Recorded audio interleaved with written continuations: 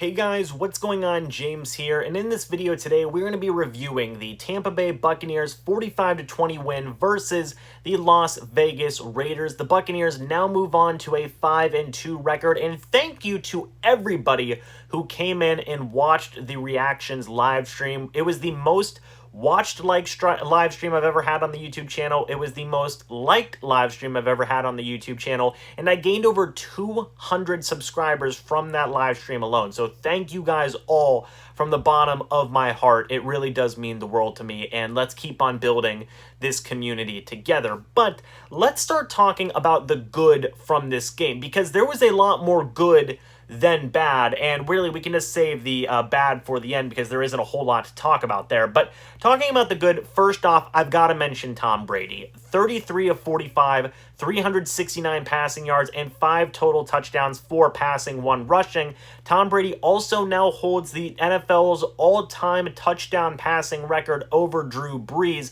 It is a record that they're going to be literally changing back and forth from week to week now, basically until the end of this season. And, depending on if Drew Brees does play another season next year, Tom may have that record to himself come next season. But a phenomenal game for Tom Brady. He continues to play absolutely lights out football. A lot of you guys in the live stream chat were mentioning that, Tom Brady is definitely looking like an MVP candidate, and I don't doubt that at all. Tom Brady has been putting up some insane numbers, and, you still have your usual guys, Russell Wilson, Aaron Rodgers, Patrick Mahomes. Those 3 guys are probably the top 3 right now, but you could definitely put Brady up there at a number 4. He is playing electric right now. It has been so fun to watch this season, and the Bucs just keep on continuing to pile up the wins, which is definitely going to help out his chances as well. So Brady is playing at a GOAT level, and I think we are all here for it. The next player worth mentioning is going to be one of his running mates, Rob Gronkowski, who finished this game with 5 catches, 62 yards, and a touchdown. Again, a lot of people have been mentioning that Gronk is finally back, and with the way the past couple of games have gone, that's a tough thing to dispute. Gronk has looked pretty good. He hasn't had the same power, I guess you could say, after the catch that he usually does pose back when he was in his prime, but he still has phenomenal hands. He still is one of the better receiving tight ends in the NFL, and he's getting back into making plays, and he is looking very, very good in the role that they have him in right now. So good job, Rob Gronkowski. Keep it up, man, because you are doing absolutely awesome. The next player worth mentioning is going to be Leonard Fournette, who finished this game with 11 carries for 50 yards, and he also had 6 receptions for 47 yards. So almost a 100-yard scrimmage game from Leonard Fournette, and it was pretty weird. The first half, it was mainly Ronald Jones who was getting the bulk of the work, but then after a drop pass, it seemed like Leonard Fournette was starting to get a lot more work in this game after a mistake like that was made. Ronald Jones did do a couple of things later on in the game. He scored a touchdown, but overall it was mainly Leonard Fournette after that Ronald Jones mistake that was made. I think both running backs did an okay job in this game, but Fournette got most of the bulk of the work in the second half, so that might be a thing to keep an eye on.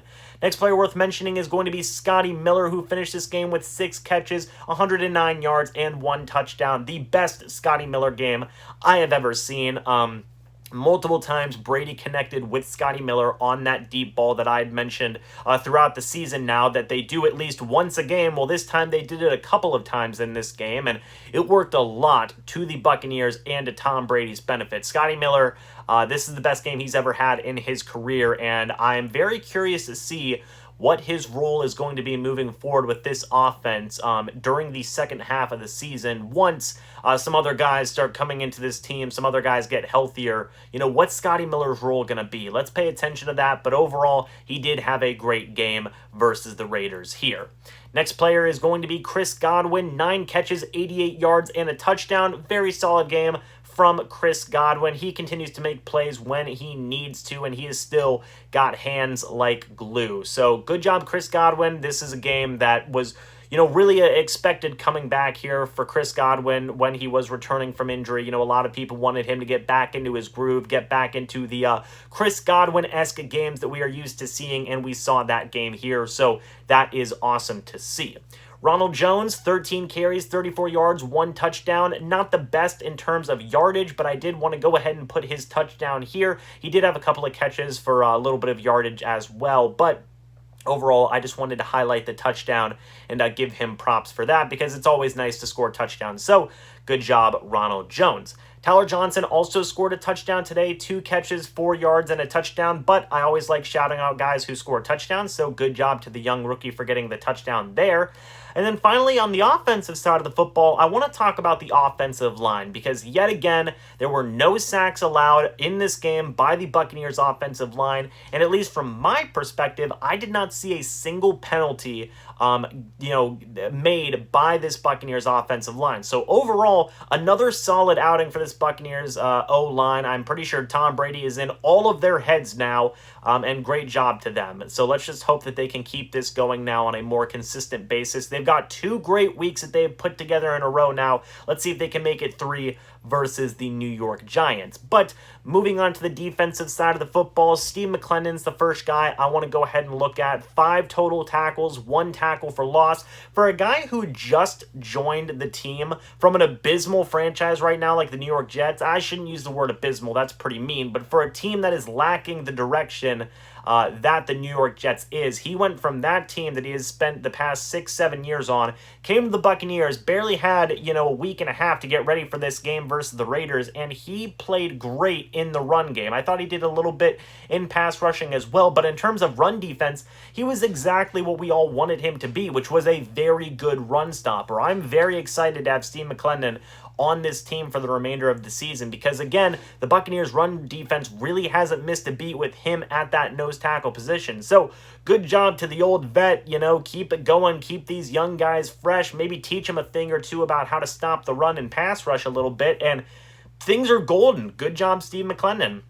Next player on the defense I want to take a look at is going to be Devin White, who honestly is probably close up there with my player of the game. He's definitely the player of the game on the defensive side of the football. I would have to say Brady is probably the overall player of the game. But Devin White, 11 tackles, 3 sacks, 3 quarterback hits, and 1 tackle for loss. I mean, Devin White was unleashed. He had told Todd Bowles in the past week or so that he wanted to be unleashed on this defense. And yeah, that happened because Devin White had 3 sacks in this game, at least according to ESPN. So great. Keep it up, Devin White. I mean, him as a pass rusher, him and Levante David as pass rushers has worked out so well this season. I mean, those guys are just absolute speed blitzing monsters. So keep it going, putting the pressure on quarterbacks, blitzing these linebackers. It might not work every time, but it is a very solid way to generate pressure because they are so fast and so athletic. So great job to Devin White.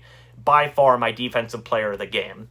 The next player that I want to go ahead and take a look at is going to be the rookie Antoine Winfield Jr., who had 2 tackles, 1 pass deflection, and got his first career interception, which is huge because if he gets maybe another interception or 2, he's putting up Defensive Rookie of the Year numbers. I know he's been a little bit quiet the past couple of games, but I think if he gets his interception numbers up, if he gets a decent enough amount of tackles, and the Buccaneers are a high-winning team, those are all some pretty good stats, to go ahead and put him up there in that Defensive Rookie of the Year conversation. So good job to Winfield Jr., one of my favorite young players on this team, and the man got his first career interception, which is always awesome to see.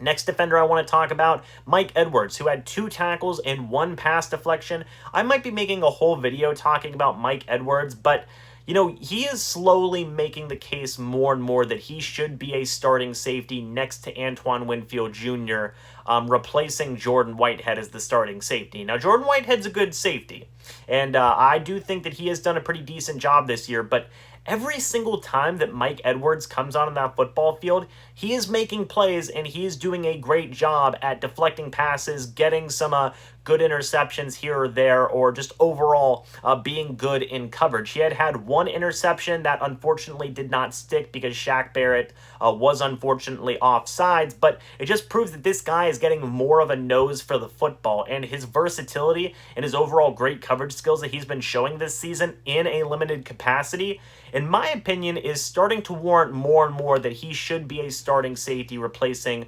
Jordan Whitehead. But let me know your thoughts about that down in the comment section below. I might be making a whole video on that topic. Next player I want to mention, Carlton Davis, 3 tackles, 1 pass deflection. I thought he just overall did a pretty solid job in coverage today. He did go down with an injury, and a lot of people were upset about that in the live chat. I do not blame you. I was upset as well because he is my hashtag #1 corner, but he came back. It seems like he's going to be pretty okay. He might just be a little dinged up and should be on the injury report a little bit for this upcoming week versus the Giants, but he will have an extra day to get ready for that game, so I'm not too worried. He just continues to be a very solid cornerback. Levante David finished this game with 8 tackles. He continues to do Levante David things and be the absolute, one of the best linebackers in the NFL that he is. He's so good at football, and we all love Levante David. He's great. And then finally, guys, the last thing I want to mention is the run defense. The Las Vegas Raiders today finished this game with 24 carries and I believe 67 or 74 yards total for the entire team running the ball. 3.2 yards a carry was their average. Josh Jacobs today, 10 carries for 17 yards. This Buccaneers run defense can handle every single kind of running back in the NFL. I mean, that's been proven for the past couple of years. They can handle any running back you throw at them in any offense. The run defense will hold, at least so far up to this point. Now, there's a couple of teams they haven't played yet, like the San Francisco 49ers, like the Kansas City Chiefs, like the Baltimore Ravens. I would be insanely curious to see how the Buccaneers run defense stacked up against those 3 teams. They will be playing the Chiefs here in a few weeks, so that is going to be a very, very interesting matchup to see how they hold up there. But the Buccaneers have the best run defense in the NFL right now. We all know that, and they continue to just look insanely good in this game. And then also, just overall, I thought the defense as a whole did a very, very good job. In the first half, it was 24-10, I believe. Then the Raiders scored 10 unanswered points, I believe, in the third quarter. And then after that, they didn't score anything. In fact, they just completely fell apart on the offensive side of the football. So the Buccaneers defense is playing phenomenal. Todd Bowles is phenomenal. He is just such a good defensive coordinator right now. I think he might be one of the best defensive coordinators in the league. And things are going pretty good for this Buccaneers defense, and things are starting to hit off in a big, humongous-esque way for the Buccaneers offense. So overall, great game by most of these guys involved. But just to go ahead and mention the bad real quick, the Buccaneers still can't block in the screen game, which has been very frustrating. It's been something I've been talking about for months now. Sean Murphy-Bunting still continued to struggle a little bit in coverage, although I feel like he did recover towards the end of the game. He just had a little bit of a bad first half. Shaq Barrett did have that offsides penalty, which was frustrating, and I do want to see him finish more on these sacks. He's getting a lot of pressure on the quarterback for sure. He's making him move around a lot in the pocket. I just really want to see him get more sacks, and I think that will come with the development of chemistry with Jason Pierre-Paul and Levante David and Devin White as well. I think that we will start to see more sacks from the Shaq attack, Shaq Barrett. So overall, I just want to see him finish more on sacks there. Minus Devin White, the pass rush had 0 sacks across the entire board of everybody. Jason Pierre-Paul, Shaq Barrett, Ndamukong Suh, William Golston, Levante David. It was all Devin White today. He had all 3 of the team's sacks today. So want to see the pass rush improve, and that should happen versus a New York Giants team that is very, very banged up this year. And then finally, the punting still did continue to struggle a little bit with Bradley Pinion. He punted 3 times. One of them was inside the 20, but he didn't get a lot of distance on his punts. It was not the best performance I've seen. It's been actually a couple of weeks now. He hasn't looked the greatest, so we'll have to wait and see with that. I don't think Bradley Pinion's going to be cut or anything because he is phenomenal on kickoffs. He's one of the best kickoff specialists in the entire NFL, but I'm just saying, if Pat McAfee picked up the phone and said, hey, I want to come on to the Tampa Bay Buccaneers, I don't know if the Bucs would say no. I think the Bucs would probably be on board with that, but that's all up to, Pat McAfee and the Buccaneers. I don't think it's going to happen, but a man can dream, darn it. But guys, with all that being said, that is going to be it for this review. The Buccaneers move on to 5-2. They're taking on a very banged-up New York Giants team who will be without Saquon Barkley, and the offense is looking phenomenal right now, and Tom Brady is putting up MVP-type numbers. So that should be a very fun and interesting game to watch, and just stay prepared, stay humble for every single game. I know this was an insanely fun win, second one in a row for this team after that Packers game, but got to refocus on the game versus the Giants, got to stay humble, and got to keep on moving. But, yeah, guys, that's going to be it for this video. Let me know your thoughts about this entire game down in the comment section below. What did you love? What did you hate? Give me your thoughts. But, guys, until the next video or the next live stream, I'll see you guys in the next one. But until then, and as always, guys, goodbye for now, and go Bucs.